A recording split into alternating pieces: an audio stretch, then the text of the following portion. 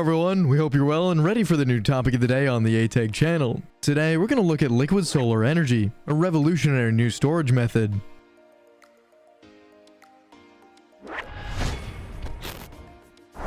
In a nutshell, it's a liquid that stores solar energy for years. A molecule that can store heat could solve the solar energy field needs, and it already exists.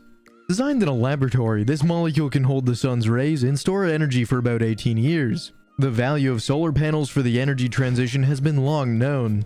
But until now, scaling up has not been possible, in part because of the intermittent solar power depends on the availability of sunlight. Most current available battery technologies are expensive and difficult to maintain. So far, harnessing solar energy through solar panels and storing in lithium materials seems to be the only option. Nevertheless, lithium reveals serious safety issues. However, there are other less-known ways.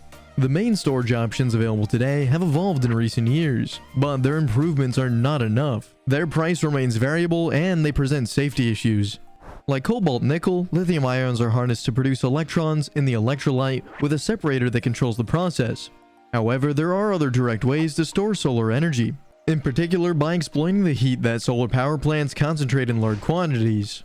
This heat can be used to produce electricity and other elements such as green hydrogen. There are several systems for storing heat and turning it into electrical energy. Among them, this new breakthrough allows solar energy to be stored and concentrated into liquid for 18 years.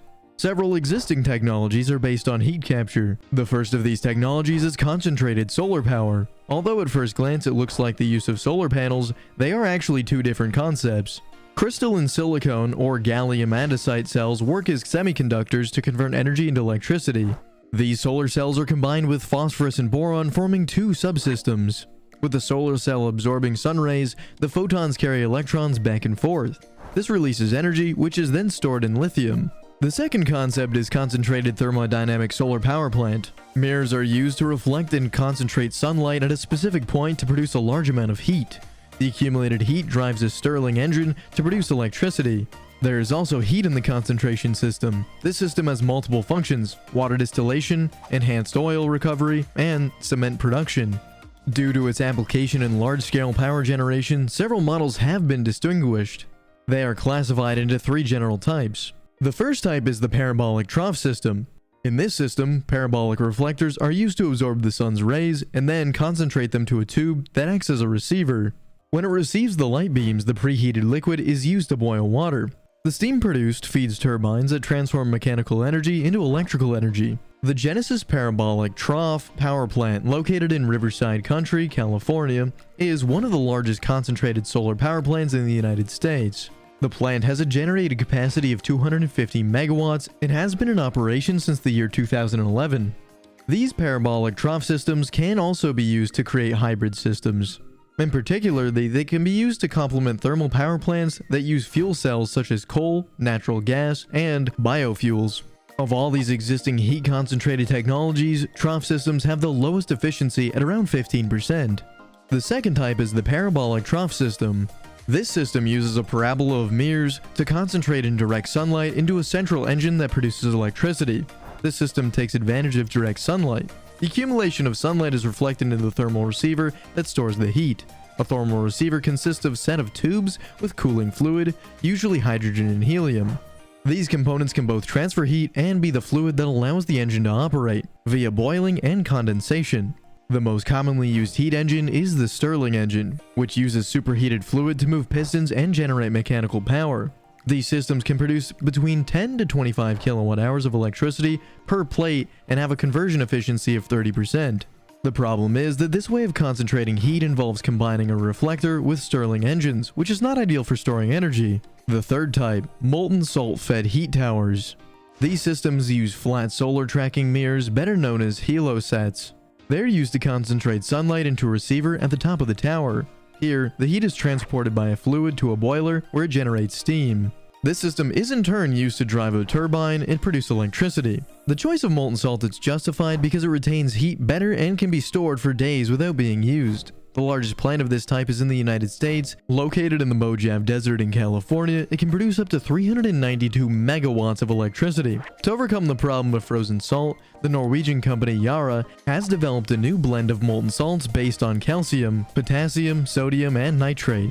Thanks to these improved temperature levels, performance and energy efficiency is increased. Its profitability is estimated between 30 and 50%. There are other effective methods to concentrate solar heat and store it. A California-based company is developing a concentrated solar solution that stores energy in rocks. This technology uses artificial intelligence and machine learning to precisely align a series of mirrors. The position of the mirrors and the reflected angles are continuously adjusted. The system can reach up to 1,500 degrees Celsius, much higher than 450 degrees Celsius of other systems. Another alternative, which is the focus of this video, uses molecules that drive out the heat. The molecules studied in the laboratory do not yet have the large-scale development capacity of the current heat concentrators, but they're certainly an innovative alternative. This new technology is called the Molecular Thermal Energy Storage System, known by its acronym MOST. It involves creating molecules in the laboratory to capture the sun's rays. Scientists at Chalmers University of Technology in Sweden have created a fluid that can store energy for years. The fluid contains a molecule composed of carbon, hydrogen, and nitrogen. This molecule has been modified to absorb different wavelengths of sunlight. Thus, it can harness energy from ultraviolet rays and blue and green light spectrum. To control the storage and release the molecule's energy, they created a catalyst that acts like a liquid filter. This process allows the molecules to return to the original state. As long as it does not return to the original state, it is ready to capture more solar energy. This is a closed cycle that can run hundreds of thousands of times to transform this heat into electricity.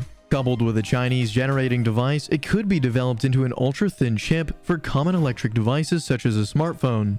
This Norwegian molecular system does not capture much energy as photovoltaic technology, but heat recovery can be efficient for small appliances. The problem is that some of the stored heat is lost during extraction.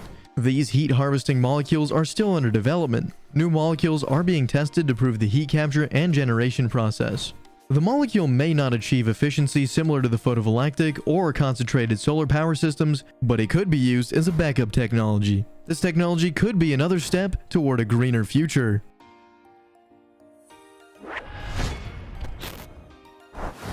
If you enjoyed our topic of the day, please feel free to like this video. To enjoy more videos like this, you can subscribe to the channel and discover our other videos that you'll surely like. We hope you enjoyed, and we'll see you soon on aTech.